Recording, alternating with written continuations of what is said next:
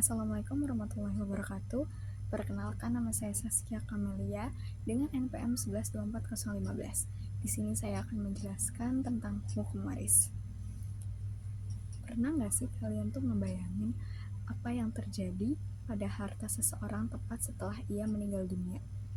Apakah harta tersebut itu bisa langsung dibagikan kepada anak-anak ataupun ahli waris lainnya? Jawabannya tuh nggak bisa sembarangan. Dalam praktik hukum waris, seringkali terjadi pembagian harta yang terburu-buru tanpa memastikan status hukum dari harta tersebut. Akibatnya, muncul konflik kekeluargaan, perpecahan, hingga sengketa hukum di pengadilan.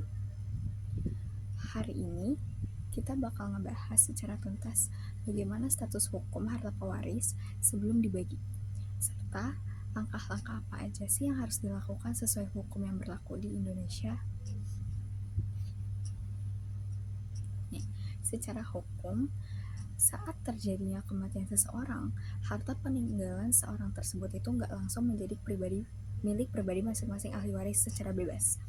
Harta tersebut tuh berada dalam status hak milik bersama yang belum terbagi atau dikenal dengan istilah bedul waris. Nah, dalam pandangan hukum Islam, peninggalan ini itu disebut namanya itu tirekah. Sebelum 1 rupiah itu dibagiin kepada ahli waris, harta ini tuh wajib digunain terlebih dahulu untuk menyelesaikan 3 hal yang mendesak. Yang pertama, itu biaya pengurusan jenazah. Terus yang kedua, itu ada pelunasan utang-utangnya pewaris. Lalu yang ketiga, itu ada pelaksanaan wasiat, zakat, ataupun wakaf. Nah, setelah semua kewajiban itu udah terpenuhi secara tuntas, baru itu bisa harta itu murni yang ada siap untuk ditetapkan sebagai harta warisan. Nah, masalah yang paling sering muncul ketika harta pewaris itu masih bercampur dengan harta pasangan yang masih hidup.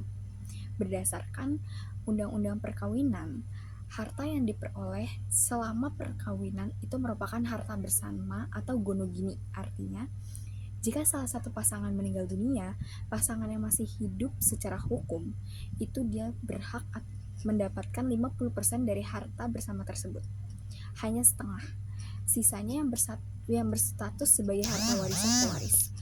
Nah, jika status kepemilikan harta masih belum jelas, para ahli waris itu belum melakukan verifikasi lewat bukti pendaftaran, dokumen transaksi, atau kesepakatan bersama.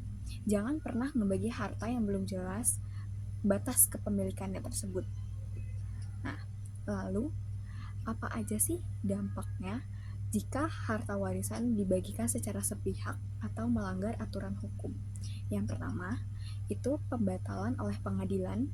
Ahli waris yang dirugikan itu bisa ngajuin gugatan, dan pengadilan dapat membatalkan pembagian tersebut demi hukum.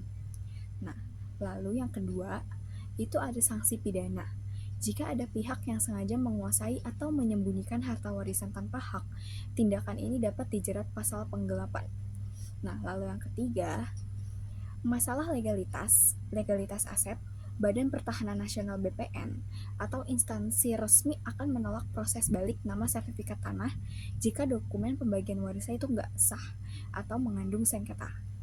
Nah, kesimpulannya, pembagian waris membutuhkan ketelitian, kejujuran, dan kepatuhan pada aturan. Selalu utamakan jalan musyawarah secara terbuka di antara seluruh ahli waris yang sah. Buatlah kesepakatan, tertulis secara otentik, dan pelajari hukum kewarisan yang berlaku, baik hukum perdata maupun hukum Islam.